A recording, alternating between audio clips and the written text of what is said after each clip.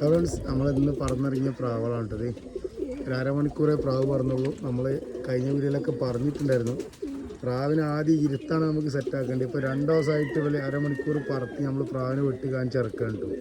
ഇന്ന് ഏതായാലും മാഷാല്ല കറക്റ്റ് പ്രാവിൻ്റെ ഇറക്കും കാര്യങ്ങളൊക്കെ സെറ്റായിട്ടുണ്ട്. ഇനി നമുക്ക് ഉള്ള കടമ്പ എന്ന് പറഞ്ഞാൽ ഇനി പറത്താൻ വിടാം. ഈ ഒരു പ്രാവ് പുളിച്ചിറകാവാത്ത പ്രാവാണ് കേട്ടോ. നമ്മൾ ചെറിയ പ്രായത്തിൽ തന്നെ കൂടിൻ്റെ മേലെ ഇടുന്നതുകൊണ്ട് പ്രാവ് ഈ ഷീറ്റിൻ്റെ മുകൾക്ക് കടിച്ച് പറന്ന് ഇറങ്ങലെടുത്തിട്ടോ. ആയതുകൊണ്ട് തന്നെ അടുത്ത പ്രാവശ്യം കറക്റ്റ് ഇരുത്തം കിട്ടാൻ ചാൻസ്, പ്രാവിനെ പറക്കുന്ന സമയത്ത് ഇരുത്തം കിട്ടാൻ ചാൻസ് കൂടുതലാണ് കേട്ടോ. നമുക്ക് എല്ലാ വർഷവും വില്ലനായിട്ട് വരുന്ന തെങ്ങാണ് കേട്ടത്. ഈ പ്രാവശ്യം മാഷാള്ള പ്രാവുകളൊക്കെ കറക്റ്റ് നമ്മളെ ഷീറ്റിൻ്റെ മേലെ തന്നെ വന്ന് ഇറങ്ങുന്നുണ്ട്. നമുക്ക് മിസ്റ്റേക്കുകളോ കാര്യങ്ങളോ ഒന്നും ഇല്ല കേട്ടോ. കഴിഞ്ഞ വർഷത്തെ ഒരു പ്രാവുണ്ട്, ഞാൻ കാണിച്ചു തരാം. നമ്മൾ ഈ പ്രാവശ്യം അവനെ പറവക്ക് വിടണമെന്ന് വിചാരിക്കുന്നുണ്ട്. പക്ഷേ പ്രാവിൻ്റെ ഇരുത്തം ആ തെങ്ങിലായിരിക്കും കേട്ടോ. എന്നാലും കുഴപ്പമില്ല, നമ്മൾ കളത്തിൽ വരുന്ന തെങ്ങായതുകൊണ്ട് തന്നെ നമുക്ക് നല്ലൊരു ടൈം വരാൻ കുറിച്ച് തരാൻ കഴിവുള്ളൊരു പ്രാവാണിത്. ഈ ബാക്കിൽ ഞാൻ ഫോക്കസ് ചെയ്ത് കാണിച്ചു തരാം. പിന്നെ ഈ ഒരു പ്രാവ് കേട്ടോ, ഈ ബാക്കിലെ നീല റിങ്ങുള്ള.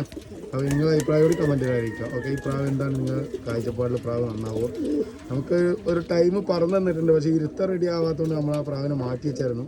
പക്ഷേ ഈ പ്രാവശ്യം നമുക്ക് അതിനെ വിടണമെന്ന് ആഗ്രഹമുണ്ട്. പ്രാവ് ഇരുത്തം മാറിയാലും നമുക്ക് ടൈം അടിച്ചു തരുമെന്നുള്ള പ്രതീക്ഷയിലാട്ടോ നമ്മളതിനെ വിടുന്നത്. ഓക്കെ, അപ്പോൾ നെക്സ്റ്റ് വീഡിയോ കാണാം. Bye bye.